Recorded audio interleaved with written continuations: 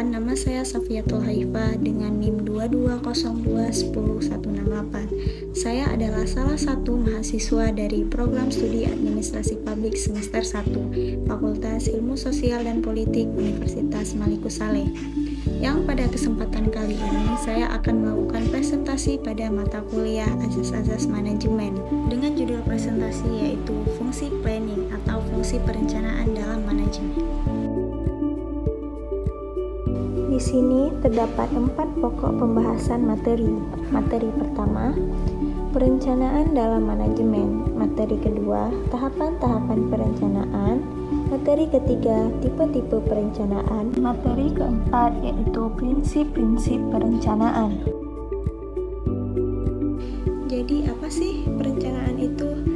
Jadi fungsi perencanaan dalam manajemen adalah bagaimana suatu direksi perusahaan atau organisasi apapun menetapkan tujuan yang ingin dicapai dan menyusun strategi untuk mencapai tujuan tersebut. Sederhananya, fungsi perencanaan adalah tentang apa yang ingin dicapai dan juga bagaimana mencapaiannya. Terdapat beberapa hal penting dalam perencanaan. Yang pertama, berhubungan dengan masa depan, dan yang kedua, berhubungan dengan apa yang akan dicapai, dan yang ketiga, berhubungan dengan tindakan. Alasan utama diperlukannya perencanaan yaitu untuk tercapainya protective benefit, yaitu untuk menghindari kesalahan-kesalahan atas keputusan-keputusan. Yang kedua, positive benefit, yaitu untuk memberikan keuntungan masa depan dengan tercapainya tujuan organisasi. Materi kedua, tahapan-tahapan dalam perencanaan. Tahapan pertama yaitu menentukan tujuan atau serangkaian tujuan. Perencanaan dimulai dari keputusan-keputusan tentang keinginan atau kebutuhan organisasi atau kelompok kerja. Tanpa merumuskan tujuan yang jelas, organisasi akan menggunakan sumber dayanya secara tidak efektif. Tahapan kedua, merumuskan keadaan saat ini.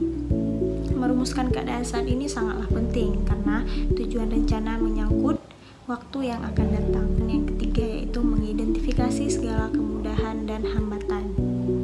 Di sini perlu adanya identifikasi untuk mengukur kemampuan organisasi dalam mencapai tujuan. Tahapan keempat yaitu mengembangkan rencana atau serangkaian kegiatan untuk mencapai tujuan.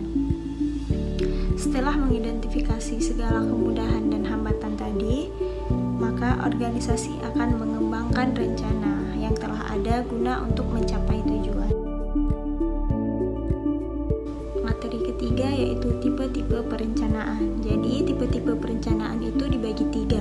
Yang pertama, berdasarkan tingkatan itu ada rencana induk, rencana operasional, dan rencana harian. Dan yang kedua ada berdasarkan ruang lingkup, yaitu ada rencana strategis, rencana taktis, dan rencana terintegrasi. Yang ketiga berdasarkan jangka waktu. Yang kita tahu jangka waktu itu ada 3. Yang pertama jangka panjang, jangka menengah, dan jangka pendek.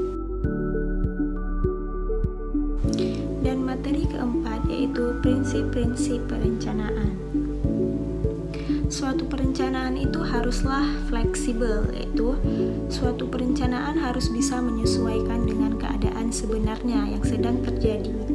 Dan yang kedua, stabilitas. Setiap rencana pasti terjadi perubahan, akan tetapi stabilitasnya harus tetap dijaga agar tujuan organisasi tidak terganggu. Pemakaian kata sederhana dan jelas sehingga mudah dimengerti merupakan poin terpenting dalam perencanaan.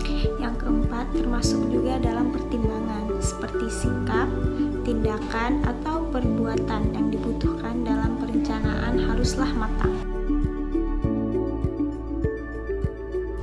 Kesimpulan materi. Jadi berdasarkan penjelasan yang sudah dijelaskan tadi, maka dapat dikatakan bahwa perencanaan merupakan fungsi manajemen yang sangat fundamental karena melibatkan pengambilan keputusan yang berdampak bagi keberlangsungan program dalam sebuah organisasi atau perusahaan.